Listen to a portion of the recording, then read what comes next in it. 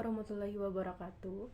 Sebelumnya perkenalkan, nama saya Salsabila Putri Armelia dengan NIM PO7124223028 dari Prodi Sarjana Terapan Kebidanan. Di sini saya akan menjelaskan tentang kode etik seorang bidan yang melakukan praktik tanpa izin. Selamat menyaksikan.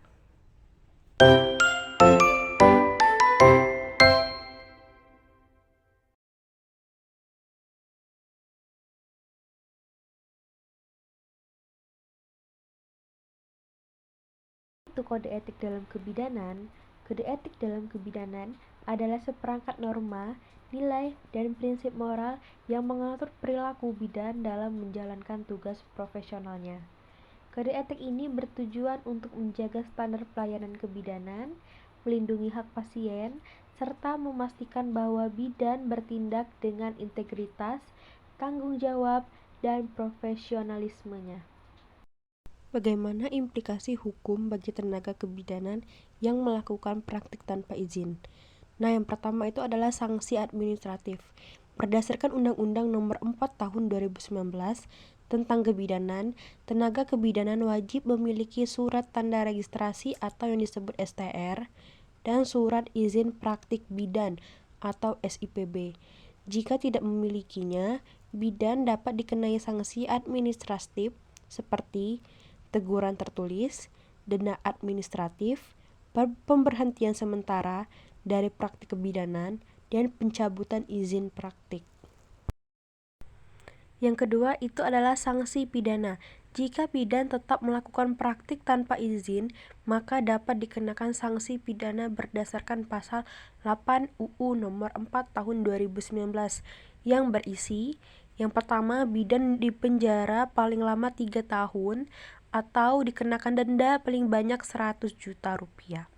Selain itu, jika dalam praktiknya bidan menyebabkan malpraktik atau kelalaian yang mengakibatkan kerugian bagi pasien, bisa dikenakan pasal pidana hukum KUHP atau Undang-Undang Kesehatan. Lalu yang terakhir itu gugatan perdata. Jika pasien mengalami kerugian akibat praktik tanpa izin, pasien atau keluarganya dapat mengajukan gugatan perdata berdasarkan pasal 1365 KUHP Perdata tentang perbuatan melawan hukum. Jika terbukti, bidan dapat diminta membayar ganti rugi. Nah, bagaimana kode etik kebidanan mengatur tentang kewajiban memiliki izin praktik?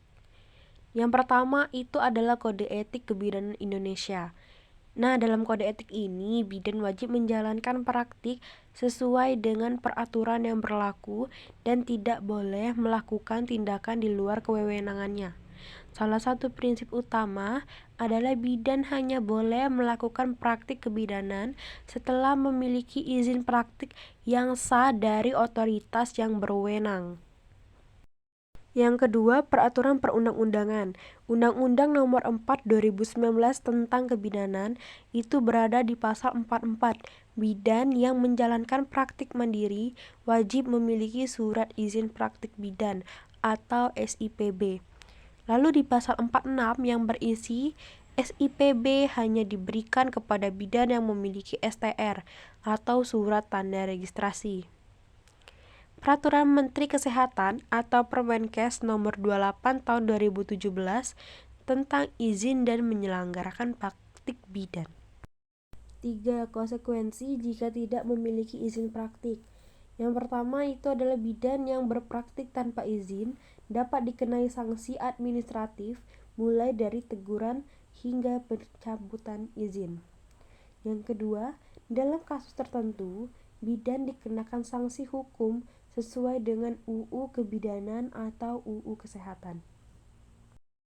Apa faktor penyebab tenaga bidan melakukan praktik tanpa izin? Nah, faktor-faktor ini dibagi menjadi 3 faktor. Yang pertama itu adalah faktor individu, yaitu kurangnya kesadaran hukum, kesulitan administrasi, biaya pengurusan izin, dan keinginan mendapatkan penghasilan yang tambahan. Lalu untuk faktor regulasi kebijakan, itu ada keterbatasan kuota perizinan. Yang kedua, peraturan yang kurang sosialisasi. Yang ketiga, proses perizinan yang panjang. Lalu yang ketiga itu adalah faktor sosial dan lingkungan. Nah, di faktor ini ada 3 kendala. Yang pertama, tingginya permintaan layanan kesehatan. Yang kedua, dukungan atau toleransi dari masyarakat. Dan yang terakhir, kurangnya pengawasan dari pemerintah setempat. Lalu yang terakhir, apakah ada hubungan antara praktik kebidanan tanpa izin dengan tingkat kepercayaan masyarakat terhadap layanan kesehatan? Jawabannya iya.